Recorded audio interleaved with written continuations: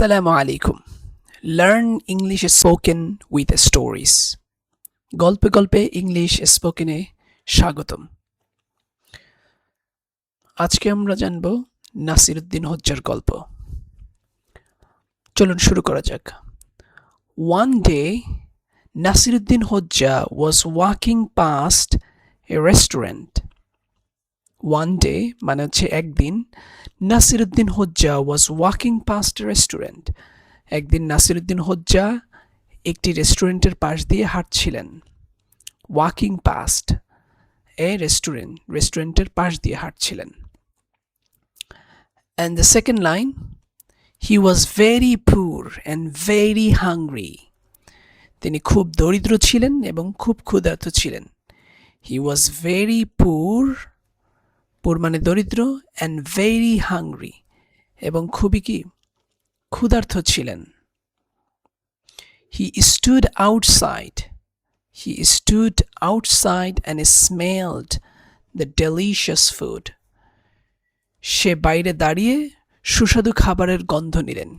He stood outside, stood হচ্ছে past tense, he stood সে দাঁড়িয়ে ছিল, outside মানে হচ্ছে বাইরে, and এবং smelled ঘ্রাণ নিচ্ছিলেন the delicious food, অর্থাৎ খুবই সুস্বাদু। delicious মানে হচ্ছে সুস্বাদু, ফুড মানে খাদ্যের। তিনি বাইরে দাঁড়িয়ে সুস্বাদু খাবারের গন্ধ নিলেন। The owner came out and said, অর্থাৎ ওই যে রেস্টুরেন্টের মালিক, the owner মানে হচ্ছে মালিক, came out তিনি বাইরে বেরিয়ে এলেন, and said এবং বললেন, Why are you smelling my food? You must pay for it. Why? You are smelling my food. তুমি আমার খাবারের গন্ধ নিচ্ছ কেন? You must pay for it. এর জন্য তোমাকে টাকা দিতে হবে। কি বলছেন? Why? কেন? Are you smelling my food? তুমি আমার খাবারের গন্ধ নিচ্ছ। You must তোমাকে অবশ্যই, must মানে অবশ্যই, pay for it. pay মানে টাকা আদায় করতে, টাকা দিতে হবে। pay কোনো কিছু আপনি যখন কারো কাছ থেকে নেন তখন এর বিনিময়ে যে পে, সেটাই হচ্ছে পে, অর্থাৎ এখানে টাকা বুঝিয়েছে, পে ফর ইট, তোমাকে এর জন্য টাকা দিতে হবে। Nasiruddin took out some coins and shook them. এই কথা শুনে নাসিরুদ্দিন কি করলেন? took out some coins, তার কিছু ঝোলা থেকে কয়েন বের করলেন, and shook them এবং ঝাঁকালেন। shook মানে ঝাঁকালেন, অর্থাৎ নাসিরুদ্দিন কিছু কয়েন বের করে ঝাঁকালেন। then he said তারপর তিনি বললেন, You heard the sound of my money. তুমি আমার টাকার শব্দ শুনেছ। You heard the sound of my money, অর্থাৎ তুমি আমার টাকার শব্দ শুনেছ। heard মানে শোনা, heard মানে হচ্ছে শোনা, sound of my money অর্থাৎ আমার টাকার শব্দ শুনেছ। So, সুতরাং, the smell of your food is paid by the sound of my coins. কি বুদ্ধি নাসিরুদ্দিন হোজ্জার, কি বললো? The smell of your food is paid by the sound of my coins. তাই তোমার খাবারের গন্ধের দাম আমি আমার কয়েনের শব্দ দিয়ে দিলাম। আমরা যদি ভেঙে ভেঙে পড়ি, so the smell of your food, সুতরাং তোমার এই যে খাবারের ঘ্রাণ, স্মেল, is এটা পেইড মানে কি পরিশোধ হয়ে গেছে, by the sound of my coins, আমার যে কয়েনের শব্দ, অর্থাৎ নাসিরুদ্দিন যে তার কয়েনগুলো ধরে ঝাঁকালো সেটার যে শব্দ, সাউন্ড অফ মাই কয়েন্স, সেটা দিয়ে তার খাবারের গন্ধের যে পেমেন্ট সেটা হয়ে গেছে।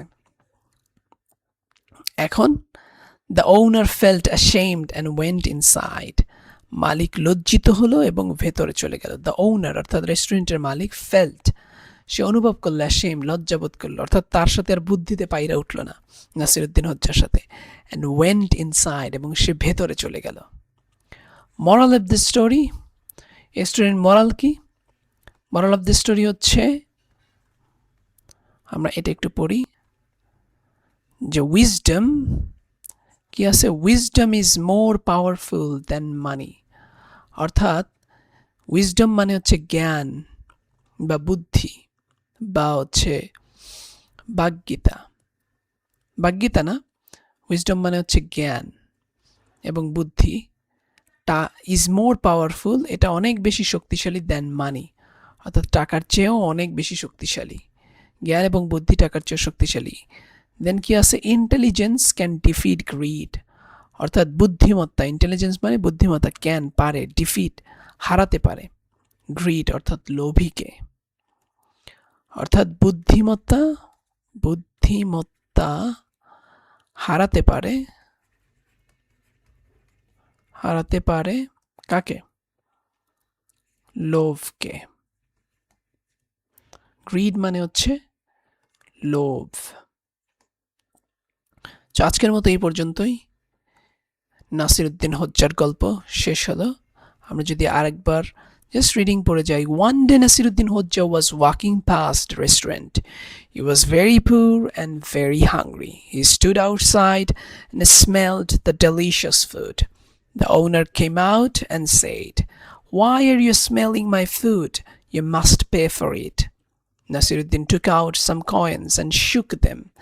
Then he said, "You heard the sound of my money, so the smell of your food is paid by the sound of my coins." The owner felt ashamed and went inside. Thank you very much.